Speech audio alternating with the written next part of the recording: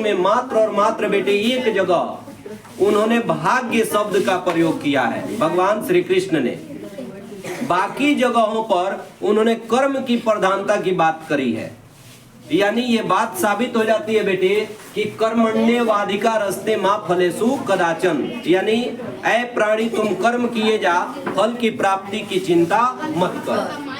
फल देने वाला क्या है? कोई और है। यहाँ आपको सिर्फ क्या करना है? कर्म करना है। अब इस चीज को जो है नेपोलियन एक शासक का नाम है, सुन लो है बेटा।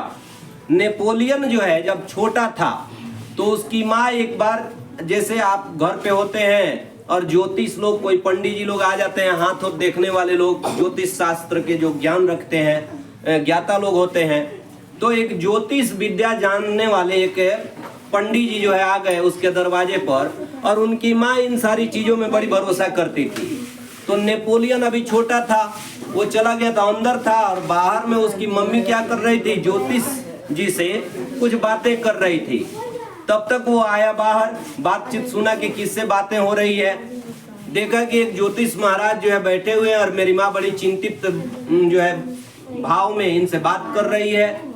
अब नेपोलियन के हाथ को लेकर और कहे कि बाबा थोड़ा मेरे बेटे का हाथ, इसका भाग्य देख लीजिए, हाथ देखकर सुनो।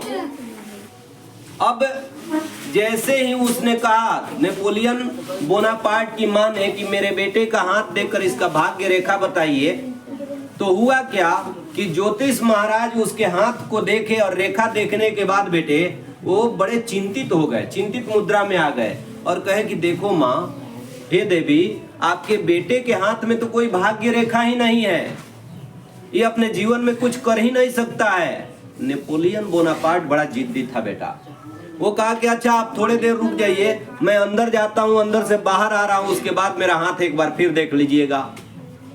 बेटे नेपोलियन बोनापार्ट जाता है अंदर, और अंदर से एक धारदार चाकू लेकर आता है, पूरी नुकीली धारदार चाकू, और ज्योतिष महाराज के सामने ही अपने हाथ के रेखा को चर चर चर चर एकदम पकड़ के चीर देता है, पूरा गहरा गहरा, पूरा हाथ एकदम उसका खून से भर गया।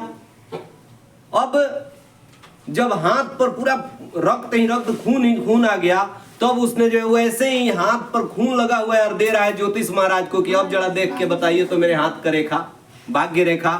अब ज्योतिष महाराज का हालत खराब कि जो लड़का अपना हाथ खुद चीड़ लिया हो पूरा, और वह कह रहा हो कि मेरा रेखा देखिए, वो कहे कि बेटे अब तुम्हारे रेखा के बारे में मेरे बस की बात नहीं है बताना, तुम अपने कर्म से बहुत कुछ कर सकते हो। और उसने साबित किया बेटे, आगे चलकर राजा बना। कौन?